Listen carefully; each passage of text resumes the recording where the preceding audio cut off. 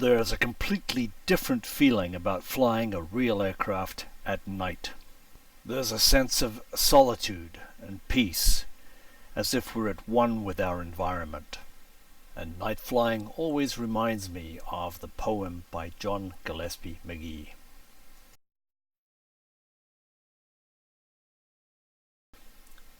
To me, this is the epitome of the joy of flying.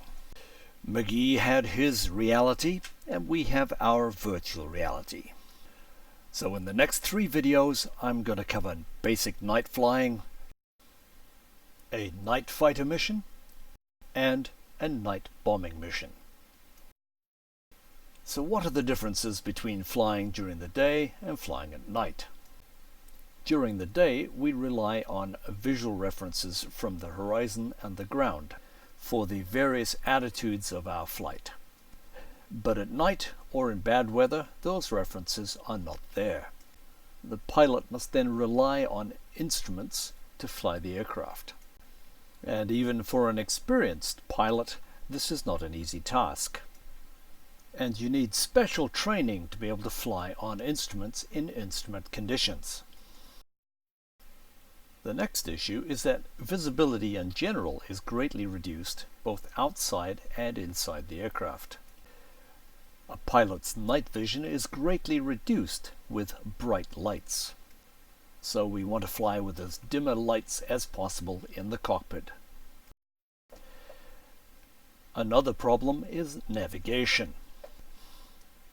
Everything is more difficult at night. Add a winter map and some bad weather, and you've got a real challenge on your hands. Actually locating your target and hitting it, well, that's more of an art form. It takes a good deal of skill to be able to identify an aircraft during the day, but when we come to night flying, it takes it to a whole new level. I'm sure that future developments of the game will introduce night fighters with their array of radar, and that'll be a completely different level of dogfighting. Several expert servers have missions which begin before dawn or begin at dusk going into darkness. Fortunately, at this point there are no conditions which make it completely dark and stormy as if you're flying on the inside of a cow.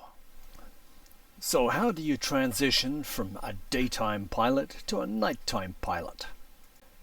The answer is you practice instrument flying in good conditions. In other words, don't just sit there on auto level cruising to your target. Reduce your screen so you can't see the outside references and practice flying on instruments. I'd like to recommend at this stage that you take a look at my basic instrument flying tutorial, which will help you to understand how to scan your instruments in a certain sequence. And with practice, you'll be able to anticipate the slightest movement on an instrument and be able to react accordingly. For example, watch the heading indicator as I plan to come out on a heading of north. Just before I get there, I make the correction.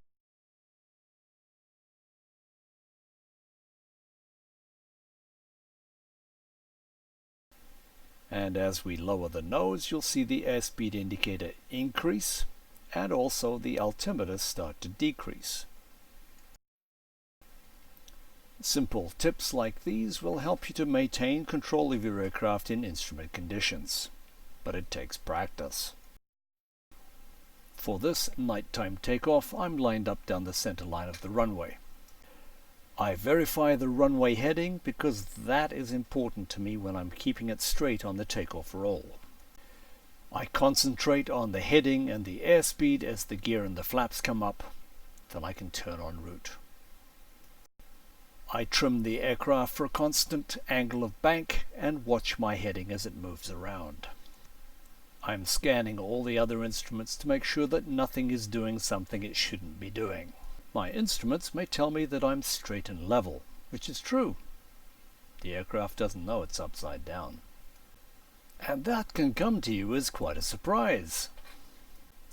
Try a recovery from the inverted position strictly with instruments. Try maintaining your altitude while doing a steep turn and coming out on a predetermined heading. See if you can do a stall recovery. But don't do it at night, do it during the day, and limit your vision to the cockpit instruments. And you can always lift your head out of the cockpit to recover if you're losing control. Can you see the runway down to the right at about 2 o'clock? Navigation, day or night, is always easier the higher your altitude. It never hurts to practice your low-level navigation skills, keeping your time and distance, and especially your heading. The great thing about flying is there's always something you can improve on. Thanks for watching, guys. See you next time.